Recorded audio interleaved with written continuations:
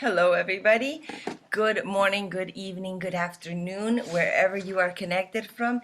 It is a pleasure to be here with you guys today, sharing these creative workshops. So welcome to All Dances Creative Workshops that are designed especially for every one of you in order to boost the growth of dance industry. These are 20 workshops that are going to be sharing the principal characteristics, the elements that we should have in our creative process that will help us have, of course, better results and enjoy the competitive dance environment. We always strive for a positive competitive environment for all of our dancers, and this is one of the important things that we like to keep in mind and around what we design our all dance organic code, for it to be a fair competition for all of our dancers and for it to be an environment where they can grow and they can be inspired to keep on working and to keep dance alive always. Now, these 20 workshops, I would like to thank especially Maria Fernanda Castro, our All Dance General Director, because she is always working and looking for new ideas, new ways to keep the dance industry growing, to keep it going, and of course, the dance school industry and teaching as well. So the idea is to increase our efficiency, our productivity, every time that we are working in this industry and make dance always have a very impact and a very important growth. And of course, knowledge is going to be one of the factors that's going to be important in this process. When we think about creative and we think about how can I be more creative, well, a lot of ideas come to mind, but especially, let's say, originality, new thinking, new ideas. Now, we have two important elements that are going to be present in order to be able to create new ideas. One of them will be the parameters that are established, or what are, let's say, what is lacking, what we need, what it is we want to create, why, what are we trying to, what void are we trying to fill? And the other is imagination. So what we use, how we fill that, it's going to be a mixture of the information we need, right, and our imagination. So here we're going to share with you part of that information that you'll need in order to combine with your creativity and your originality and your, of course, imagination to create all of these new choreographic pieces and every one of the elements that is going to go into your creative work. So we have the beauty that we see on stage, all of these different choreographies, all of the artists that go on stage and share all their work with us. So, well, here we are to be able to be a part of this process with you. And well, here in All Dance International, always looking how we can grow together as a dance family and of course as an all dance family. Now today, for our creative workshop, as always, we have a special guest. This special guest is Mario Mejías. He's here from Argentina, sharing all of his knowledge, all of his passion for dance. He is a great dancer, a teacher, and a passionate about dance. He's always looking and learning new elements, always keeping on top and keeping on his toes for learning and always sharing that knowledge. So here today I have Mario Mejías. Bienvenido, Mario. Muchas gracias, Sandra. Bienvenidos a todas las personas que están, que van a ver este video y las que están presentes. Bueno, espero que puedan evacuar todas las dudas y bueno, a disfrutar todo lo que tenemos preparado para ustedes. Muchas gracias. Gracias a ti, Mario. He says, thank you very much for all of you present here today, the ones that are watching maybe on YouTube this video. He wishes he can have clear any doubt you may have, and this information works and guides you very well.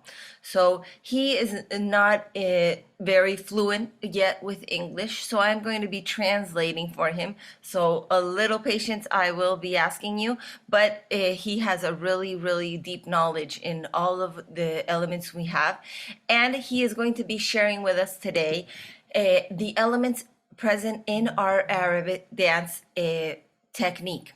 We have 24 different techniques and 45 different modalities. In this technique, this Arab all dance, we have two different modalities where we have Arabic dance and belly dance. Now, they have differences. He's going to clear what are the characteristics of each one, what are those important elements to keep in mind when we're doing our creative process and construction. So here, without further ado, I will leave you with Mario and we will start. Mario. Bien, muchas gracias. Bueno, el concepto de lo que es danzas árabes, ¿sí? Vendría a ser la parte folclórica y tradicional de cada pueblo. Okay, so first we're going to start with Arab dance, and these are the dances that are well, proper and let's say original from different countries and different cultures. Por medio de cada danza lo que tenemos que hacer es respetar justamente la cultura de los 24 países árabes y llevarlo al escenario manteniendo la tradición y toda la esencia de la cultura árabe. Okay, through each one of these dances, the idea is to always respect the culture of these 24 countries, Arabic countries, and to bring all of the elements that are proper to them to the performance. En esta modalidad lo que tenemos que es respetar también es lo que es el vestuario, la música, los elementos a ocupar y la técnica asociada a las danzas originarias de cada región. Okay, in this modality, one of the things that we will be looking is to respect all the different elements proper to each one of the dances, the costumes, well, the dresses they use, the music, and the particular technique used in that particular dance as well. Las danzas, algunas de las danzas que está nombrando acá el reglamento del dance, bueno, es lo que es Falaji, Hadala, danzas nubia, también tenemos el Jaliji, las danzas kuwaití, la danza marroquí, entre tantas. Okay, so here, as we can see, they're setting some examples like Hagala, Faliji, Moroccan dance, and different elements that each one of those cultures of the 24 countries, Arabic countries, will have. And these are just some examples between others that we have. De esta fuerte modalidad tenemos una rama que viene a ser la parte estilizada y show que viene a ser el belly dance, ¿sí? El belly dance viene a nacer en los años 1930, donde tomamos la esencia de lo que es la danza folclórica árabe y lo llevamos a escenarios y a show.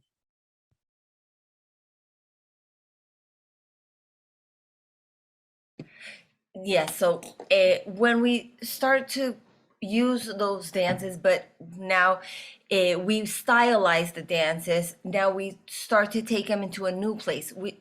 That would be what we call belly dance.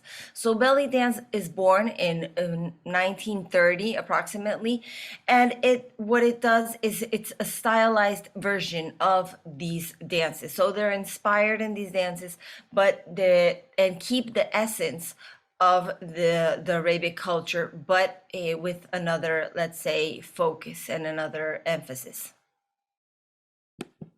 Bien, en lo que es el área de lo que es belly dance, tenemos que tener en cuenta de que tanto la musicalidad como el vestuario y ciertos elementos dancísticos tienen mucha influencia que no son de los países árabes, lo cual ahí juega mucho más nuestra creatividad. Yes, so one of the things and the elements that will be present in belly dance is some of the elements in the musicality and in the costume, the wardrobe. It has an influence of cultures that are not Arabic cultures. And this will allow us to play a lot with our creativity and different elements. Y para finalizar, quería hacer un paréntesis con el tema del cauleya. El cauleya es una danza que es original de los gitanos que se asentaron en Irak, ¿sí? Lo cual perdimos muchísima información sobre las danzas originarias, lo cual solamente estamos aprendiendo la parte estilizada, la parte show de esto. Entonces, la danza cauleya debe ir en la modalidad belly dance. And one element that he wishes to, let's say, make a pause and clear is that there's a dance that's called Leia that is originated and it's originally from the gypsies from Iraq. But a lot of information has been lost of this dance. And what we see normally and traditionally now are the stylized version of this traditional dance. So it's already been taking onto the show and the elements and the aesthetic elements that will bring it into the belly dance modality and not the Arabic dance modality because of, let's say, what now it has become.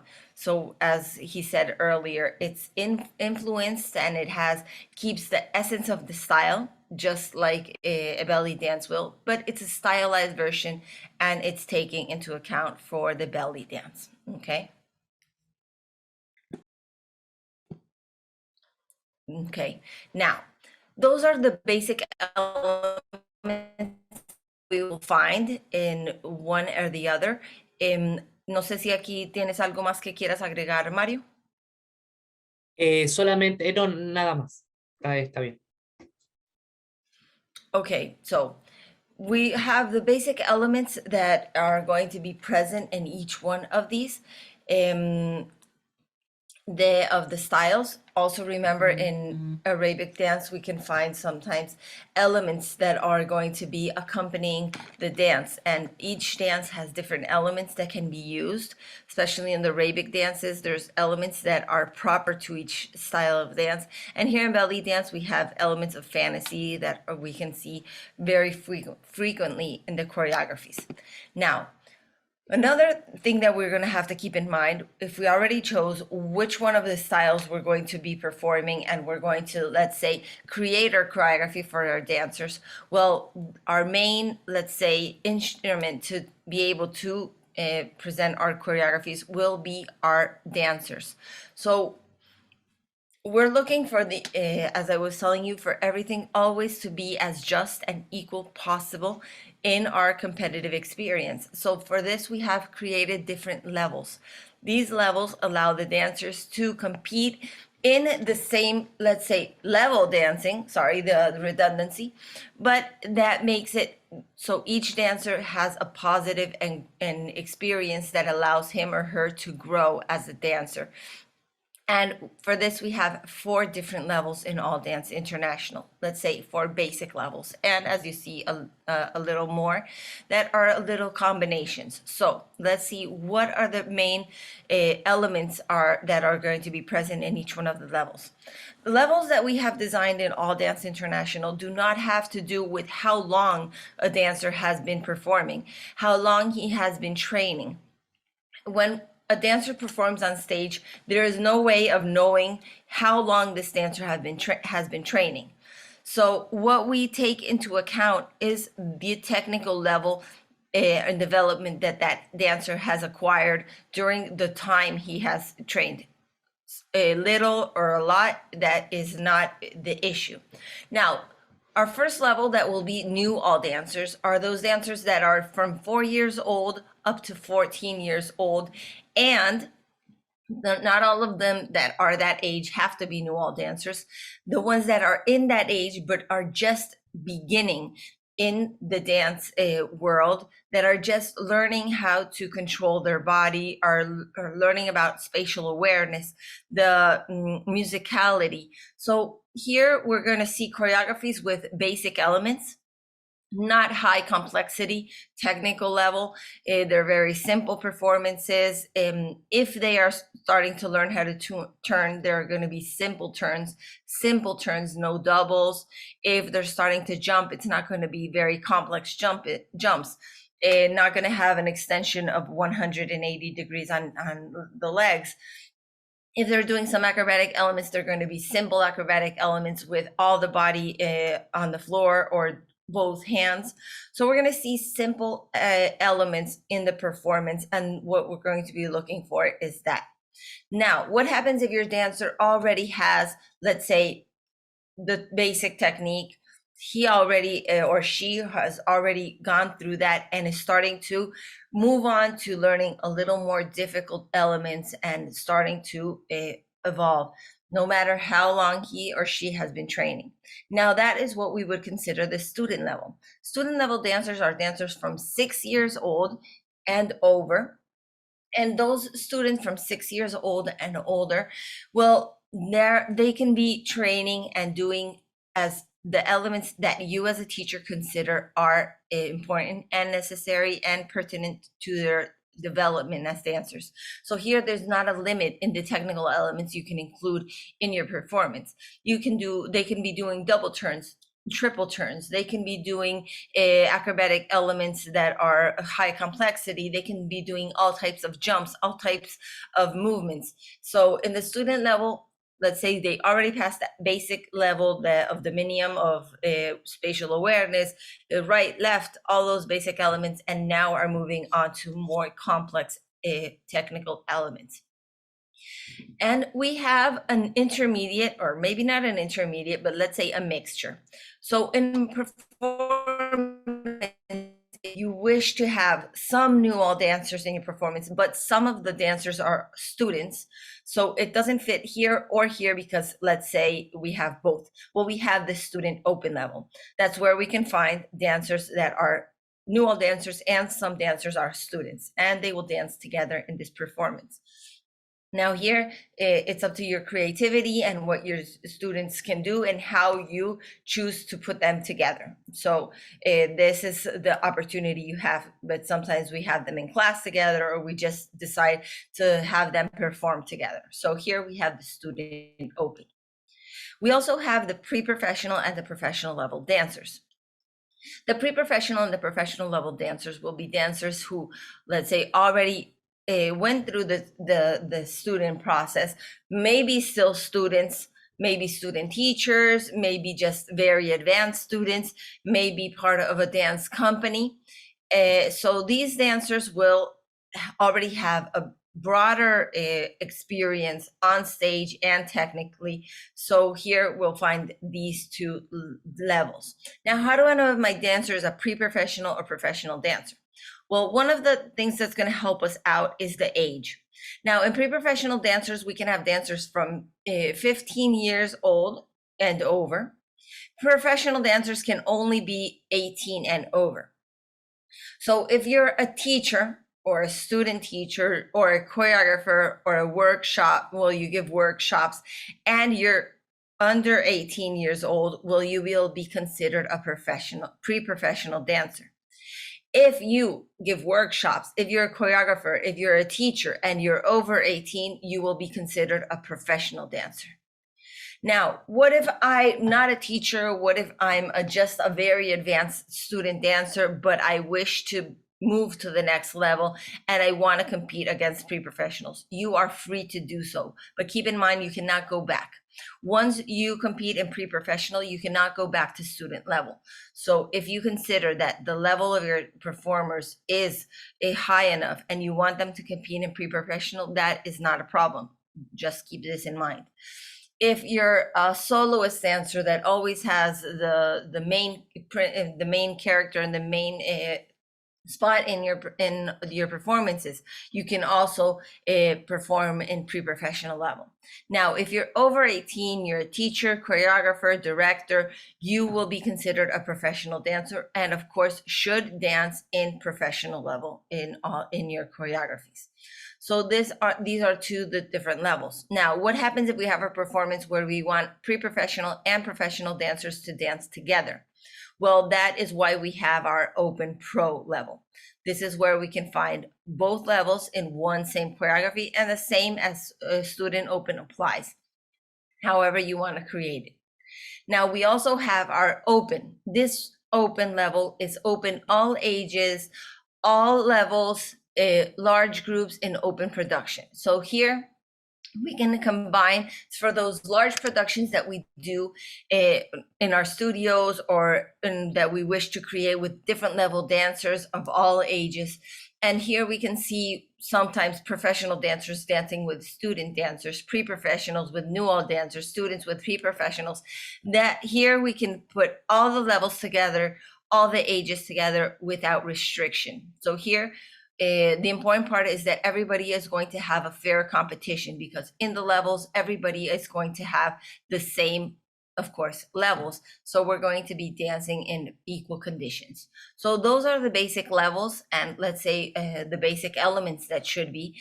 And Mario is going to share with us some little specific elements, and is going to complement this information, maybe to guide you, and specifically on these modalities, what the judges will be expecting in each one of the levels, according, of course, to the age, and what will be looked for in these different levels. So, Mario, ¿qué nos puedes complementar y qué nos puedes apoyar de estos niveles con respecto a lo que esperan de los bailarines en los diferentes niveles y con respecto a las modalidades de danza árabe y belly dance? Bien, muchas gracias, Sandra. El nivel, lo que es New Dancer, lo que estamos buscando que se adecue la técnica para la edad y para el nivel del participante, ¿sí? Ya sabemos que cuando recién estamos iniciando con movimientos, recién estamos comenzando a conocer nuestro cuerpo y a trabajar la coordinación. Entonces es importante que el participante se sienta cómodo a la hora de subir al escenario con la coreografía. Okay, for the new-all dancers, what the technique is going to be obviously adjusted according to the age and the technical level of the dancer. In the beginning, well, they're working on the coordination and the ideas for them to be able to be comfortable and feel comfortable on stage with the choreography that they have to interpret. Bien, después vamos a estar viendo el reconocimiento del espacio básico, lo que es un centro, lo que son laterales, fondos, y de lo que es el escenario. El trabajo auditivo también es necesario, de saber que el participante debe entrar y salir en tiempo, sin complicarle, sin trabajar en doble tiempo, y modificarle con la musicalidad, digamos, siguiendo el trabajo melódico para que se siga sintiendo cómodo justamente el bailarín. Okay, now the other thing is the spatial awareness, how they they use the space, that they learn how to recognize the different areas of the stage and have the spatial awareness in the performance. Also in the musical element, normally they're going to be using more simple combinations of music, simple times, not complex times of music, so they can really understand the music and feel comfortable in the performance. Y por último, lo que vamos a tener en cuenta es que no debemos usar elementos, tanto velo, bastón, porque ya requiere de una disociación mucho más compleja que el New Dancer todavía no lo va a poder desarrollar. Entonces, todo lo que es elementos de alas, velos, bastones, lo dejamos para un nivel un poquito más avanzado.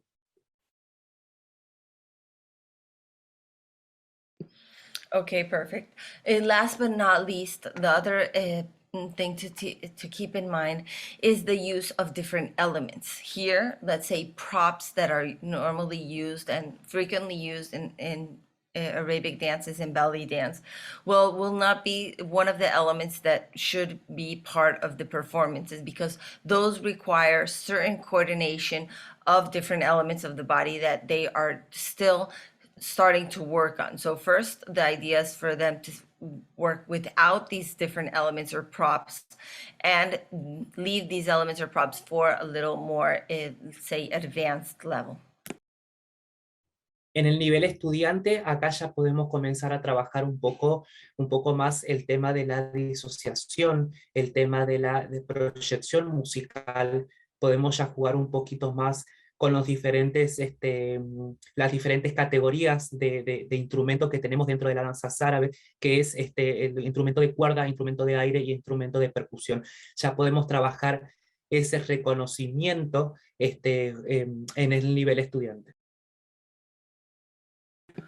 Okay, now in student level, we're going to start to work more difficult coordination, isolations, and the musicality. The idea is for them to be able to, let's say, identify and work with the different instruments and qualities that we have in these style of music. That would be, let's say, strings, air, and percussion. And be able to recognize them and to interpret them in the performance. Y para finalizar, bueno, acá ya también podemos trabajar un poco más el tema de la expresión, de mantener cierta expresión facial y corporal, sin ir a una exigencia demasiado grande, pero sí se va a ir teniendo en cuenta lo que es el rostro y obviamente la expresividad corporal, ¿sí? Y junto al uso de elementos, lo que vamos a trabajar acá, ya podemos implementar elementos trabajando figuras sencillas y cómodas para la bailarina. Okay, now last but not least, one of the things that also should be present in, well, in most all levels, but here we have a special, let's say, well, this should also be part of their working on, is the expression. What they transmit when they're dancing, that they are actually rather than just doing a choreography. And here now we can use the different elements, the different props that are frequently used in these types of dances in belly dance. And here, well, depending on their level, will you choose which element is more proper for them. But here it will be proper to be used, and especially the facial expression that they feel comfortable on stage is one of the elements that they should be working on in this. Bien, nivel preprofesional, acá ya estamos buscando que la bailarina o el bailarín comience a reconocer y a trabajar los diferentes estilos musicales, o sea, las diferentes cadencias que hay dentro de la música, y lo puedan saber interpretar como una bailarina preprofesional. Acá también ya la complejidad ya puede ir un poco más fuerte, junto con los elementos que vamos a incluir, se pueden aplicar figuras más creativas y trabajo de riesgo. Okay, now moving on to the pre-professional level. Here, the pre-professional level, the idea is to start using those different styles that we have with the correct and, of course, a good interpretation. More complexity in the elements when they use elements, or in the speed. And here, well, obviously a technical domain is going to be important. So here, more risky elements and technical elements also are allowed and expected.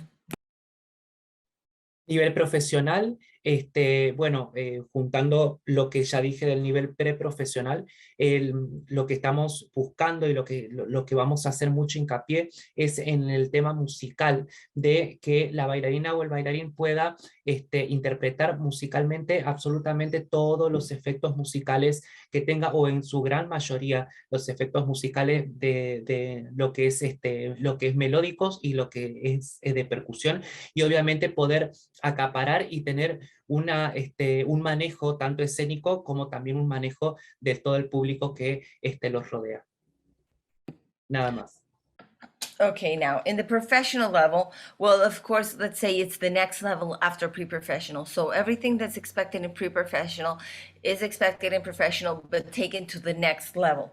So the musicality should be very clear with the correct interpretation, more difficult elements that they actually uh, are able to communicate, the complexity of all the musical details that are present. So they are able to with their body and their movements show also different combinations of coordination in the different elements of the body that are part of this technique. So those elements are going to be obviously looked for, high complexity and different elements in the professional level dancers. Okay. Now, this is the different elements that, let's say, are required or appreciated in each one of these levels. Now, we already know, let's say, our dancers, what we need for the modality. Now, what level they should dance. Now, let's see how they're going to be scored and evaluated. Now, we have a scoring method developed by All Dance International, designed for all of the dancers to have an equal and fair competition. Now, for this, we have designed a system of 3 judges. We have a total maximum score possible of 100 points. 70 of these points will be or can be awarded by the modality judge. And the other 30 points can be awarded by the complementary judge. In addition, the modality judge is also going to be giving a feedback to each one of the performances. And we have a deduction judge that will be doing some deductions according to, certain criteria that we have already established and that we are going to be sharing with you here today. Now, let's begin with one element that's important. Okay, now we have as judges certain criteria that we are looking for and that we are, let's say, scoring or evaluating. But in these that they have different, let's say, top scores or the highest score possible, we have an average. Now, this average is, it applies to all of the all of the modalities, all of the categories, and everybody alike. So this average is, let's say, the expect. So this is okay. It's good. It's correct. But we can always go above average. We can always, let's say, go above what is expected in each one of the criterias. But sometimes we still have to work a little bit on some of the criterias and maybe still below average. So this is going to help us see on what elements and what specific criterias we have to keep on working, in which ones we are doing okay and in which ones we are already exceeding expectations. So above average are going to be those scores that are practically perfect scores, and well, then we know we're above average on those specific criterias. Now, which are those criterias?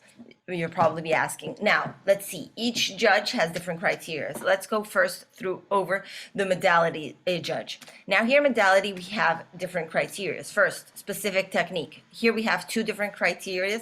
You can see at the right, we have the maximum score possible in this specific criteria. So we have 1, correct modality. So the modality that you choose should be the correct of the performance or choreography you're presenting on stage. Remember all the details and the elements that Mario shared with us at the beginning for it to be considered a correct modality. And also the technical level. Well, the technical level executed by the dancer and in the choreography, of course, according to the age and to the level. We have also the execution. In execution, we have also 2 criteria, synchronization and skill. In synchronization, we're talking about not only actually being in sync, but actually being, let's say, working together. So we can be all at the same time. We can be doing canons. We can be doing at different times and question answer type elements, but it should be clear how we are working together and for it to be on time. And we also have skill. In skill, we have the ability, let's say, of the execution, how the dancer is executing his technique or the elements in the performance. So that would be the execution in skill. We also have difficulty. In difficulty, we have two different elements, extraordinary movement and elements of risk. Now, when we think about risk, we're normally thinking about something that causes adrenaline. I don't know, standing at the edge of a precipice. Now, that is not the kind of risk we want you to take here on the stage, of course. We want the elements of risk and the extraordinary movements that are proper to the dance, that are proper to the modality, and of course, according to the age and the level. So here will be those extraordinary movements, the high complexity movements that can be performed in each one of the dances. High speed, control, balance, all those elements that can require risk or that are extraordinary movements in the technique. So these are the first criteria. Let's see if Mario has something he would like to complement or add to these criteria. Mario, ¿algo que quieras complementar o agregar de estos criterios para la modalidad? Bien, sí. Me gustaría agregar con respecto a la modalidad correcta de que nosotros estamos viendo y haciendo mucho hincapié en que el contenido, el vestuario y la musicalidad sea correcto para tener una buena nota en lo que es modalidad. ¿Sí? Por ejemplo, si voy a presentar algo folclórico, que la vestimenta sea folclórica, que la música sea folclórica y obviamente el contenido y la parte técnica, que los cuatro se puedan llegar a complementar fuertemente para que tenga una nota alta. Perfecto, gracias, Mario. Okay, now one of the things he would like to, let's say, add or complement is that in the modality, correct modality, one of the things that is going to be, let's say, considered is that every little detail works together to complement this criteria.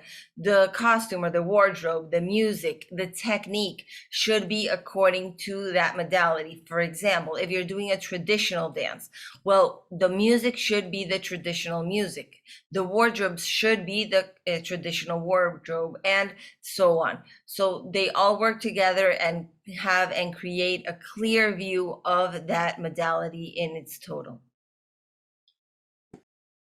Y para finalizar, me gustaría acotar acá en lo que es el evento de riesgo, que justamente uno lo lee y piensa que es una acrobacia o en sí o es un elemento como el sable, como las wings, y no necesariamente tiene que ser eso, sino dentro de la técnica, que creo que lo estabas diciendo por ahí, tenemos elementos de riesgo, tanto un shimmy como movimientos de cabellos, tanto en las danzas árabes como en lo que es belly dance, nada más. Of course. So here also he would like to add in elements of risk, as I was saying, it's not just the difficult movements here. Acrobatic elements is not the only element that normally people associate with this, but it's not that, it's the technical elements.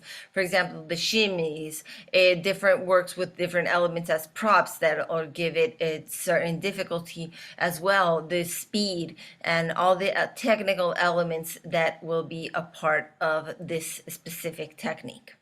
Muchas gracias, Mario. Now, those are not the only criteria. We also have these criteria for the judge's modality. So, one, musicality. In musicality, we have two different criteria, the musical interpretation or beat and the music.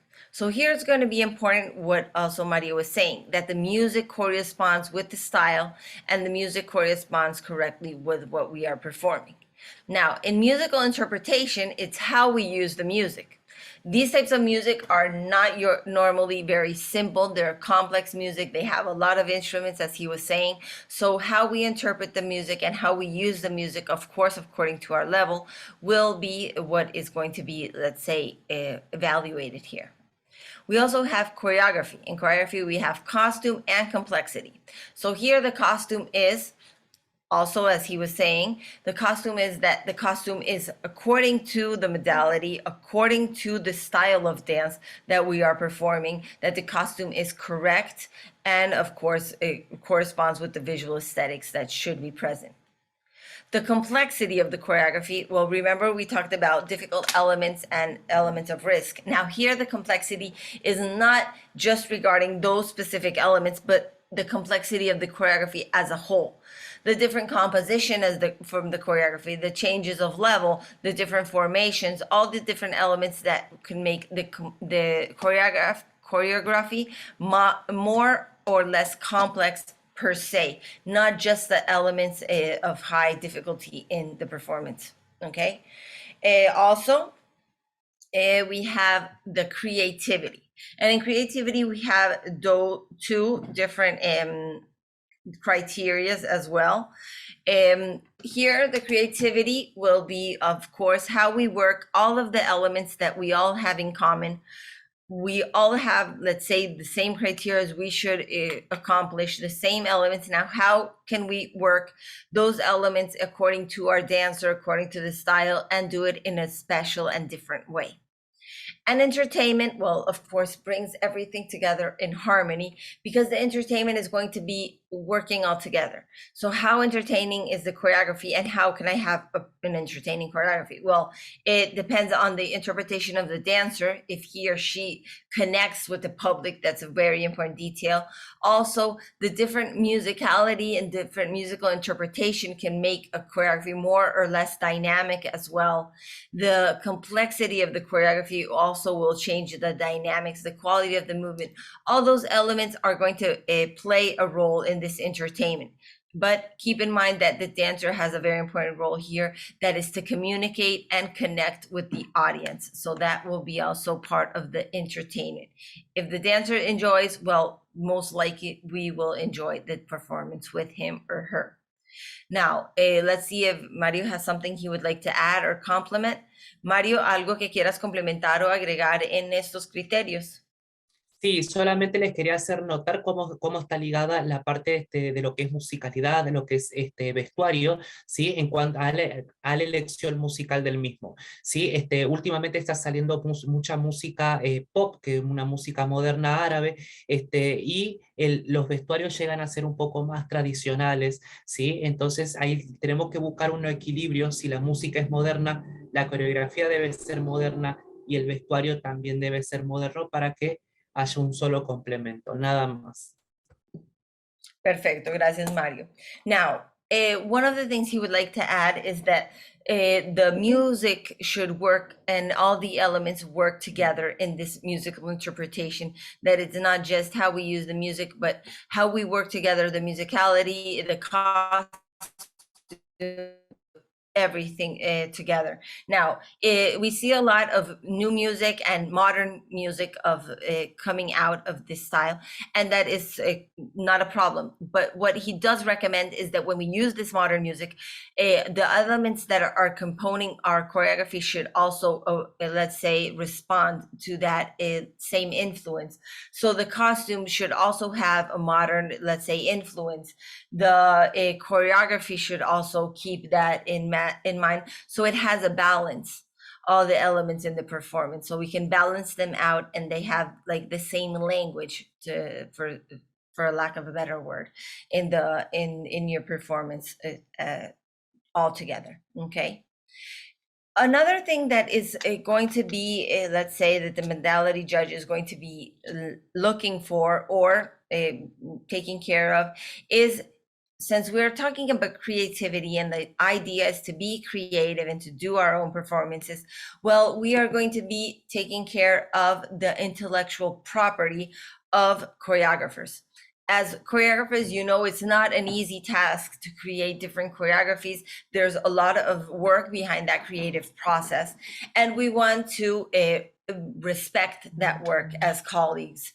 But also, well, we do have special references, people that have come before us or that are contemporary that inspire us or inspire our work. And that is one thing, that we be inspired. But when we copy a choreography or we copy a composition of another choreographer, well, then we are doing plagiarism, and that is not something we would like to see, because we want everything to be creative and of course respectful of the work of all of the choreographers. So here, if there is a plagiarism, well, it will have a negative result in your scores. So just to keep in mind that this should be avoided, and of course respect the work of others. Okay, now those are the elements that the modality judge will be scoring and looking for. Now, I told you there's another judge, complementary judge. Now, the complementary judge has other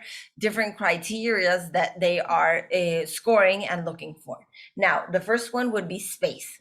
The space use, we have 4 different criterias here as well.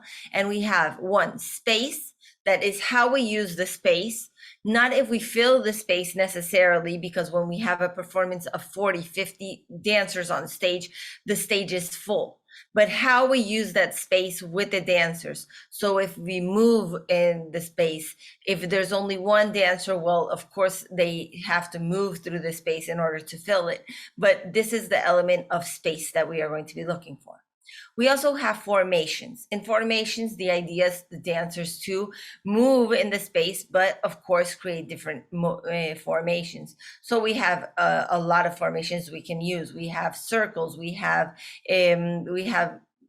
middle half circles, we have lines, we have diagonals, we have zigzags, we have pyramids, we have circles, we have so many different let's say formations we can use and create in our performances. The idea is to also get creative with that.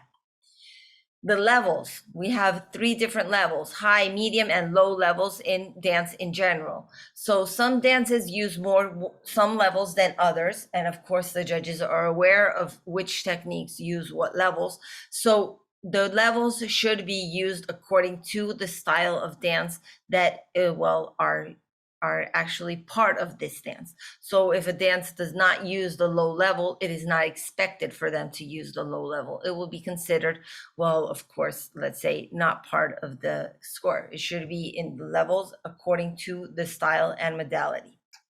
And we have also transitions. Transitions is how we work all these elements together. And when we use the space and we move from one point to the other, from one formation to the other, point A to point B, and from different levels, from high to low, from low to high, from low to medium, well, to the middle level. How are we doing that? Are we dancing? Are we just walking? Are we running? Are we dropping to the floor? How are we doing these transitions? That is also going to be important. And of course, the image. Here, the image will be the creativity, how our hairpiece, how our everything element together is different, is creative, and also goes according to what we want to say. So in order for it to be creative, it should work together to tell or my story or my context or whatever it is we want to share with the public. The accessories. In accessories will be considered all the elements that we use on our, let's say, on our costume, on our hairpiece, on our face, in our props, how we use them, if they are used correctly, and if, how they work with the costume and all the elements present. And of course, also we have makeup. Makeup is going to be very important, artistic makeup, because when we go on stage, the idea is we have lights, our public is certain distance away. So we should use the makeup in order to emphasize some, let's say, facial structures or some expressions that can help us out. This goes the same for female and male dancers alike. It is expected for everybody to have a good, let's say, production of every element there possible. The makeup can also help us give a context. If if the, say, character we're portraying is old, if he or she is young, if it's a time of year, let's say he's in 1930s, what is the makeup, what is the hairdo that would bring us or take us back to that time, or if it's in the future. So those elements can also help guide us and communicate our idea better and more clearly. And we also have the visual aesthetics. Now here's how it all works together in harmony and how all those elements, different elements, help tell my story. So this will be the visual aesthetics and how it works, not only how it works with the story, but how it works with the modality that was he was telling us earlier, that it should be according to the style of dance we're going to portray, the type of music we're going to dance. So the visual aesthetics should be, of course, all working together, but also working together with the style and with the modality we're portraying. So those elements always keep in mind. Here, let's see if Mario has something he would like to add or complement. Aquí, Mario, ¿tienes algunos elementos que quieras complementar o agregar dentro de estos criterios? Sí, sí, Sandra. Respecto a lo que es el espacio, yo sé que en un solo de derbaque es complejo el tema de desplazarse mucho, ya que estamos constantemente siguiendo los juegos del derbaque, entonces por ahí no nos da la facilidad de desplazamiento, pero el tema de marcar una dirección corporal, tanto en diagonales, laterales o de espalda, es un reconocimiento también de espacio, así que quiero decirles que no se preocupen de que no puedan en sí hacer grandes desplazamientos, al igual que los niveles. Hay partes, hay danzas folclóricas que no nos permiten trabajar el nivel alto o el nivel muy bajo, aún así el jurado está lo suficientemente capacitado para saber que no se puede hacer y que no se preocupen en ubicarlo cuando no debe ir. Gracias, Mario. Thank you. Now, yes, the other element that he would like to, let's say, add and complement is the use of space. For example, in Derbakai, it's not very easy to use so large, let's say, movements through the stage because of the nature that the idea is to interpret like the sounds. So it's not expected to use the space very widely to say, but of course, keep in mind that you should use the space in a considerate way, but of course, it's not the same that we're going to find in other styles of dance. And also in traditional dances, it's some traditional dances don't use the low level, some don't use the middle level. So keep in mind that you don't have to use all the levels if it's not according to the style of dance, because of course, as I was telling you, it would be according to the dance. So if your style of dance, your traditional dance, for example, does not use the low level floor, it is not, you don't have to put it in your performance because it's not part of that. In other choreographies, for example, in belly dance, that you have the creative liberty to do anything, well, that will be a different case, okay? ¿Algo más, Marito? Sí, solamente para finalizar el tema de los accesorios, de que porque diga accesorio no quiere decir que me tengo que recargar de cosas, sino de que tengo que buscar una estética obviamente visual, pero también tengo que estar cómodo, sobre todo cuando estoy por trabajar con algún elemento, de que no se me enganche en los collares de strass o en las pulseras de strass. Entonces muchas veces por vernos vistosos nos está dificultando justamente cuando ocupamos elementos extra y nada más. Okay, yes, what also he's saying is the accessories. Well, the idea is to accessorize and to, of course, complement the visual aesthetics, but we have to always keep in mind that we should also be comfortable. Now, looking what materials we're going to use and what accessories we're going to use, that they help us, but they don't, let's say, get tangled with some parts of the costume, or that we can avoid any accident with those accessories. So try to accessorize in well, of course, a visual aesthetic way, but comfortable for the elements that you're going to be using. So we're going to be using different elements.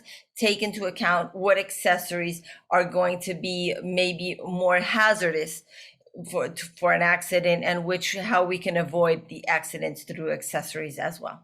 Okay, now the other criteria that the complementary judge will be looking for and say grading will be the performance projection. That will be one, gestuality, how the dancer expresses through body language all the elements that are intended to be portrayed, the emotions. We have our eyes, we have our facial expressions when we're not using a mask. If a mask is, let's say, obliged by law in the specific country, well, then we have to rely more on our eyes, especially our body language. Our hands talk, our body talks, our legs talk. Every part of our body has a way of expressing itself, and the idea is to explore this and be able to tell the story through the body. The other is the authenticity of the character. So here it's goes in hand with what he was saying, that if the music and the costume and all the visual aesthetics go together, the type of movements in the choreography, well, it's clear what our character is portraying in our performance. And of course, in traditional dances, well, even more so. The force of movement. Here, we're not talking about force, about strength. We're talking about, let's say, clarity and, let's see, precisiveness. So how is the movement that we are going to portray? Is it soft? Is it hard? Is it sharp? Is it fluid? So what is the movement and how is it supposed to be, let's say, executed? And last but not least, in performance projection, is the interpretation. Now here, all of this goes together to complement that interpretation that the dancer is going to be have in their choreography. Now, how does that dancer, through all those elements, connect with the audience and connect with the judges to be able to tell their story? And last but not least, we have our public's response. This criteria is where we invite all of our audience, all of our public, all of our, let's say, our fans, parents, friends, family, everybody to support the dancers. Through what? In social media, through likes, when we're live in Zoom, through being and sharing the space with them. It's not the same to know somebody's at the other side of the camera that cares about me, that's watching, and also the comments in the chat, right? Like here, you can ask questions, we can be in touch. So also take that in and be a part of that performance. And when we're in a stage, of course, well, through the audience, applauses, and all that support that actually nurtures and gives that energy to the dancer. It's a both way energy. They share all of the passion with us, and also the audience should reciprocate and give energy back to the dancers. And this is our way of giving that the importance that it should have, and it does have, and the impact on the dancers. So those are the different criteria. And let's see if Mario has anything he would like to add or complement. Mario, ¿algo que quieras agregar o complementar en estos criterios? Sí, solamente quiero agregar el tema de la gestualidad, de que quería acotar que tanto en el belly dance y en las danzas árabes no siempre la gestualidad facial es de felicidad, porque ya que tenemos temas que son cantados y hay letras que son bastante tristes. La danza árabe es una danza muy visceral, o sea que es muy, muy sentida, entonces tiene una variante de sentimiento y de gestualidad, ¿sí? Tanto melódicas como la letra del tema cantado, nada más. Muchas gracias, Mario. Of course, another thing he would like to add is in the gestuality.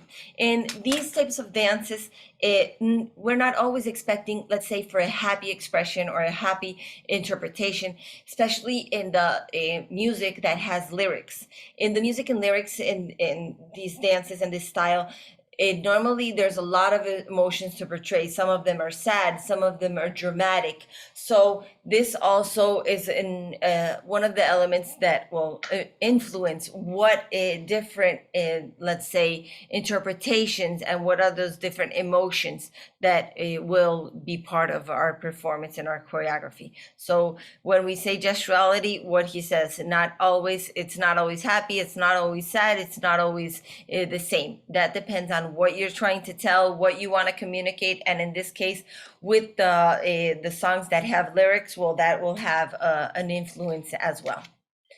Now, we saw all the let's see, the criterias of modality judge and complementary judge. Now, remember I told you we have a third judge. This judge is going to be in charge of the deductions.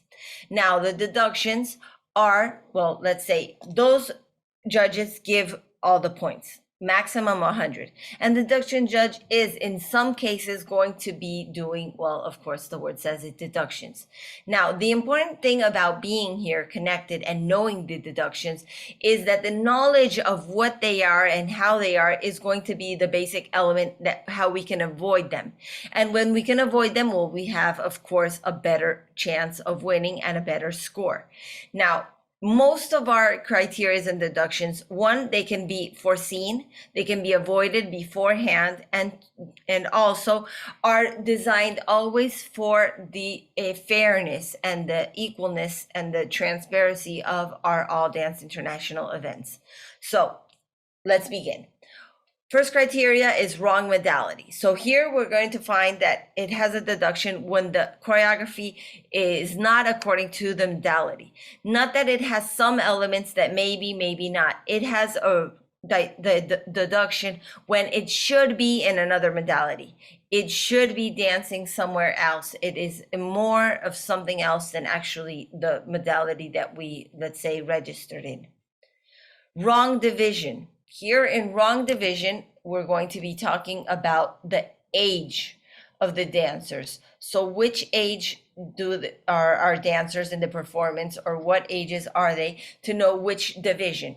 Here we didn't go over the divisions. We went over that in our first workshop. If you couldn't share and you couldn't be with us, you can go to our YouTube channel, All Dance International Official, and we have all the workshops that we have gone so far on our YouTube channel. So you can go there. We spoke about the divisions, about the levels, a little more, let's say, specific, general, but in divisions specifically to what ages, how I know what age I am, and what different divisions we have. Now, here, just the correct division for our dancer or dancers. Wrong level. Here, well, remember we spoke about the different levels, so you should register according to the level of the performer or the different dancers that are in our performance. Late arrival on stage. Now, late arrival on stage is to be there basically on time.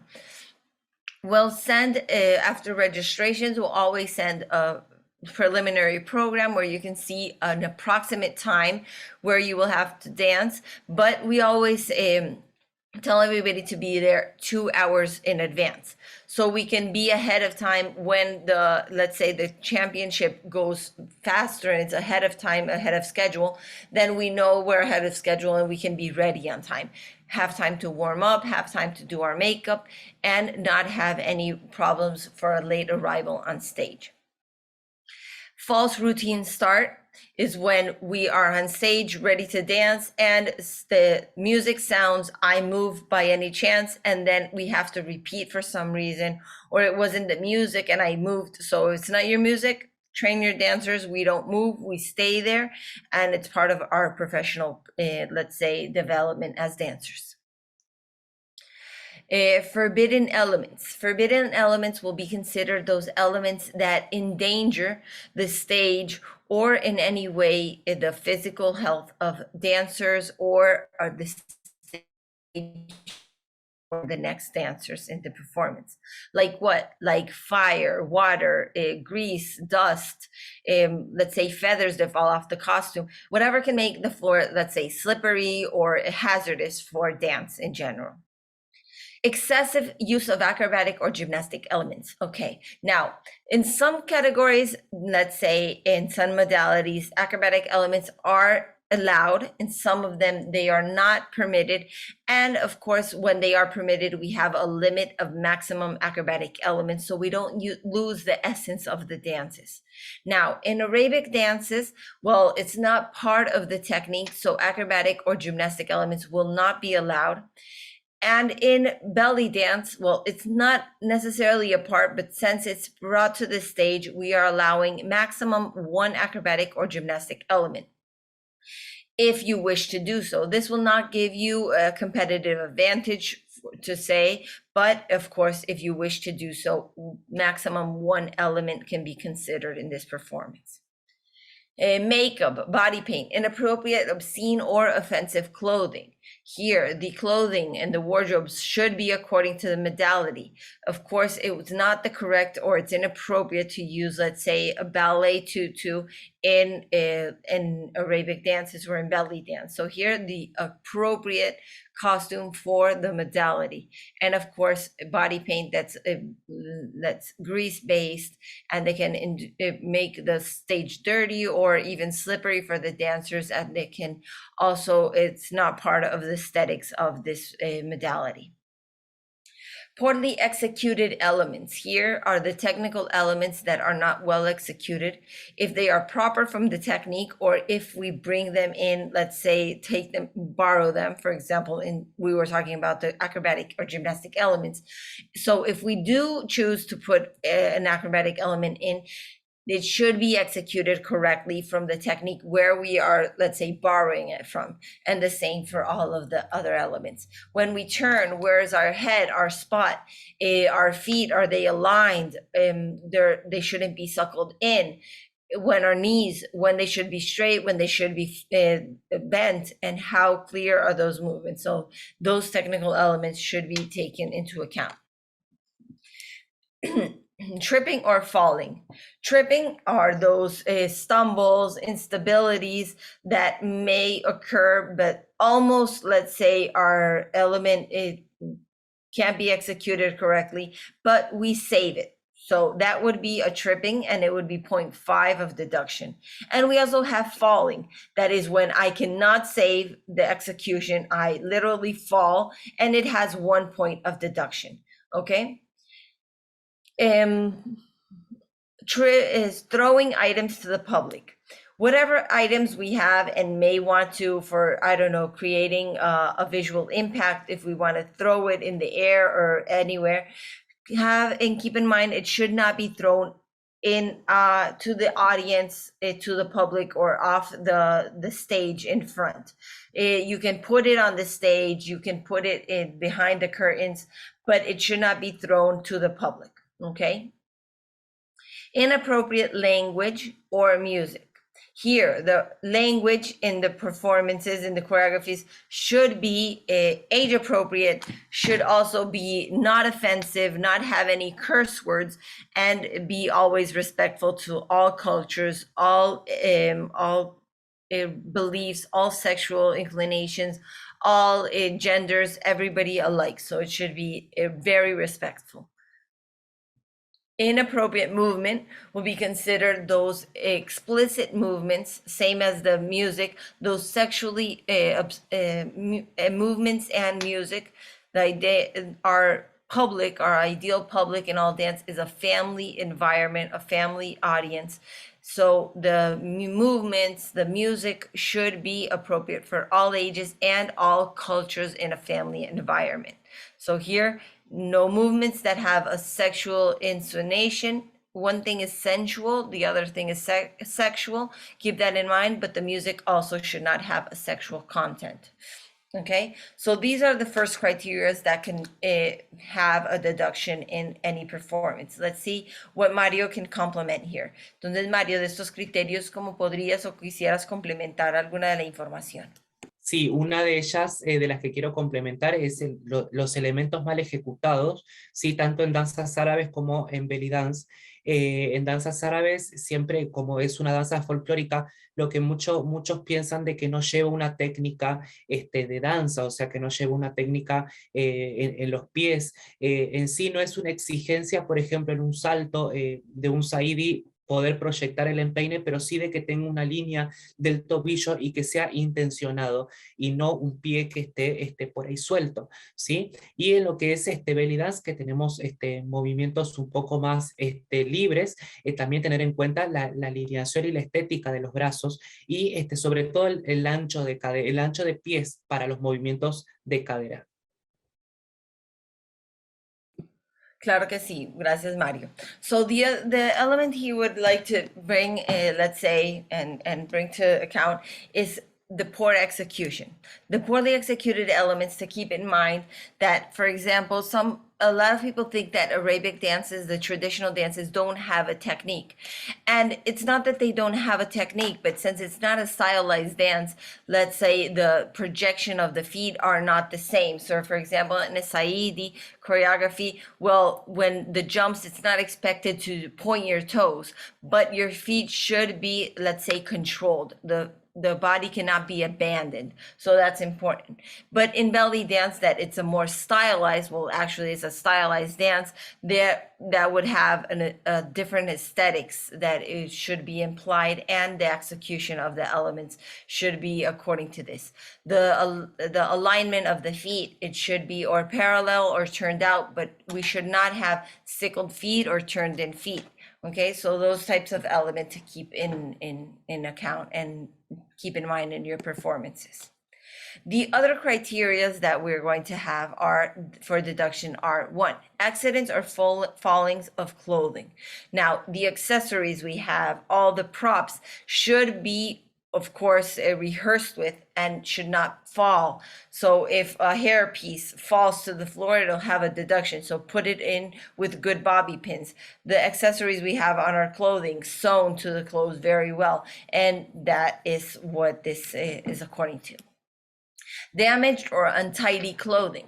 Here is our personal presentation. So is our costume, let's say, torn? Is it dirty? Is our underwear visible? If we have anything of the elements that aren't part of our costume untidy, or elements that are not part of our costume and are present, so it makes let's say, a very poor presentation of your performance.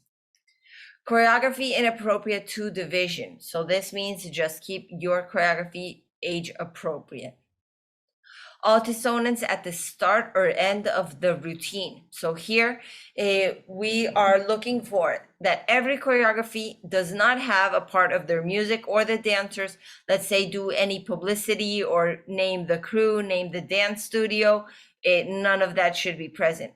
Another thing is that we shouldn't, let's say, arouse the public, the audience, with any verbal expressions or energy. We should, if we want to arouse the public, the audience, the judges, it should be through our performance and our dance. So no euphoric, let's say, expressions should be performed or interpreted. Left elements on stage. This means whatever we bring on stage with us should leave the stage with us. If we put it down on the floor, if it falls, then we should pick it up and take it when we finish our performance every time. Use of scenery. Now, when we use elements that are, let's say, a prop, that are part of our choreography, that is not a problem or an issue. It should be used at least in 30% of the performance.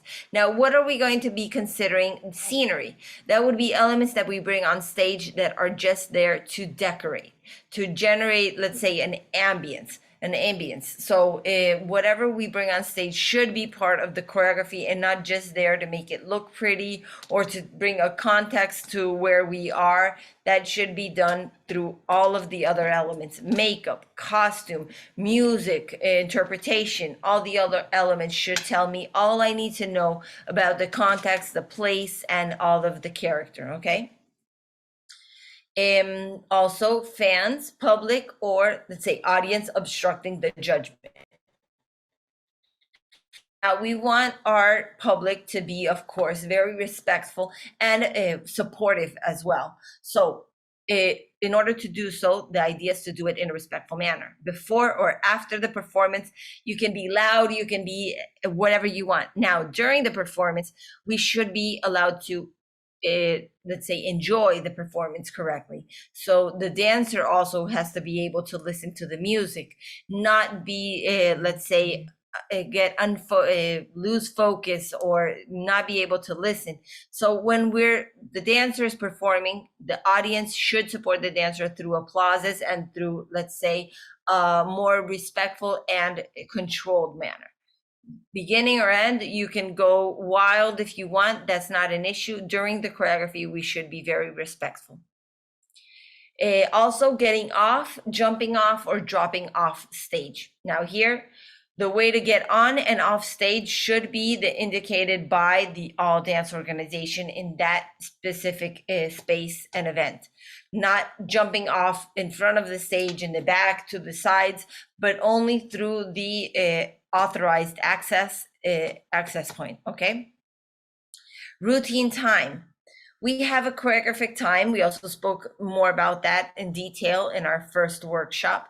Now, the routine time or choreographic time will be according to the subdivision. That means how many dancers are performing. And for every 5 seconds we go over that choreographic time, we will have a 3-point deduction. So this could affect very poorly a performance and could go off the top 3 even. Now, if we have a solo, duo, or trio, that means we have a maximum of 2 minutes our performance can last. Of those 2 minutes, let's say the choreography lasts 150, 130, 158, no problem. Now, what happens if it lasts 205? Now it has 3-point deduction. If it lasts 207, it has 3-point deduction. 211 has 6-point deduction. Now, what happens if it lasts 203? Don't have a deduction. Now, when we go 203, 204 in time of our, let's say, music, we are running a very high risk because the choreographic time is, let's say, counted from the first movement or sound and is stopped at the last movement or sound. This means if our song lasts 204, when the dancer stops the performance, gets to his final or her final pose, maybe they didn't get there on time. They took 1 second more to get to the final pose. This will mean that they have 5 seconds overtime, 3-point deduction. So try to avoid going so high, so close to the limit. Also, intellectual property, we spoke about that a little earlier. Remember, it's the judge of modality that's going to be responsible for this, but it will be reflected on the deduction sheet. We also have regulation infringement. That's 5 points for each time. This means that we should be in knowledge of our organic code, and this is to take care of every one of our dancers, the security, the respect, and all of the elements that should be part of a good, fair play in the competition in order to generate that positive experience and the positive competitive environment.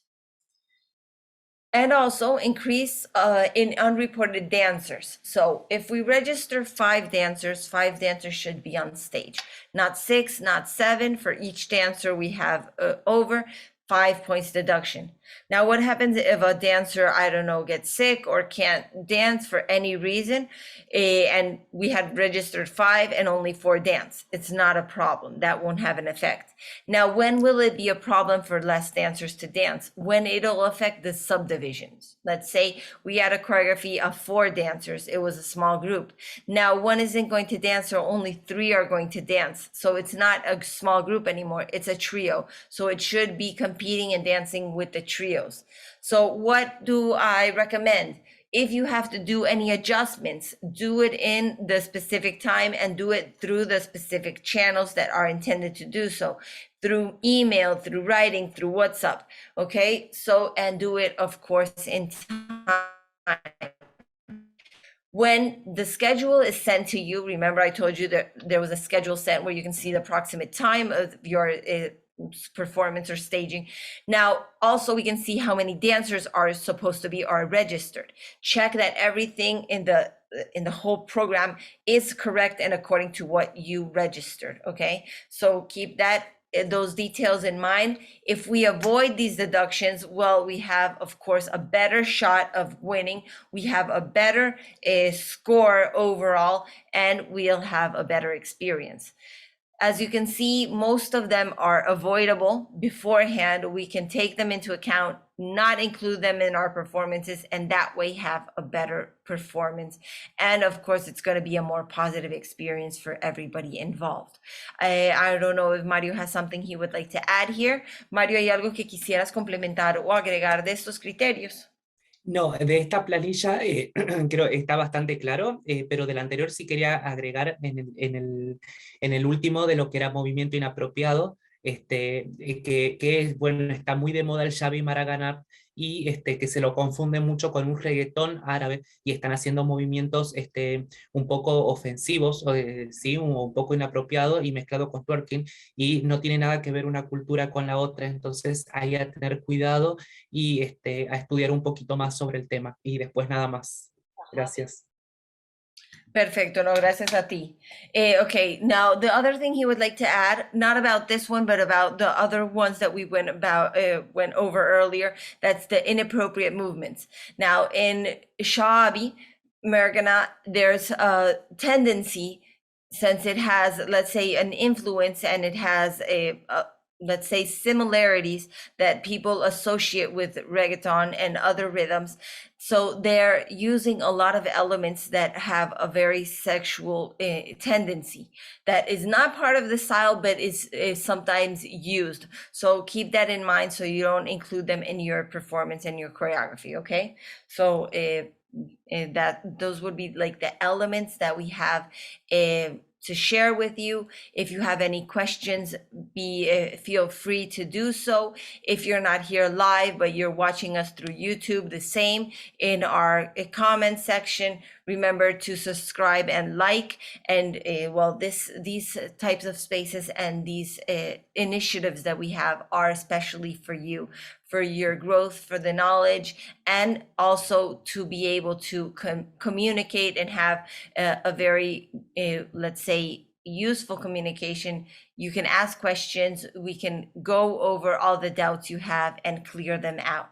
So if that's all for today, I would like to give a special thank you for Mario Mejías for being with us, sharing all his knowledge with so much love and commitment as always, and for being a part of the All Dance International family. Así que muchas gracias por todo lo que nos compartes, Mario, por estar aquí y por realmente brindar todo siempre con ese amor y esa entrega.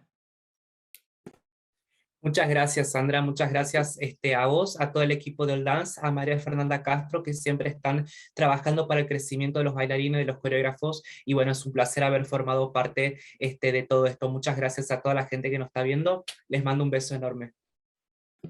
Okay, it's been a very pleasant experience for him. He would like to thank all Dance International crew, Maria Fernanda, our general director, and especially, of course, all of you that are here and that, of course, share all the love and passion for dance. So it's been a wonderful experience for him, and he wishes you the best of luck. Now, by my part, remember we're on YouTube, All Dance International Official. I would also like to thank everyone and each one of you. Remind to invite you to all of our creative workshops. The one that have already occurred are on YouTube, but we're going to be in our creative workshop until April 25th. So remember, stay tuned. These are our dates. These are our schedules. Remember, it's in Panama time. So according to your country, you can adjust. And that would be it today, what we have for this creative workshop. It has been a pleasure to be here with you guys. Hope to see you very soon. Tomorrow in our creative workshop for also acro dance. And see you very soon all around the world. So thank you and bye-bye.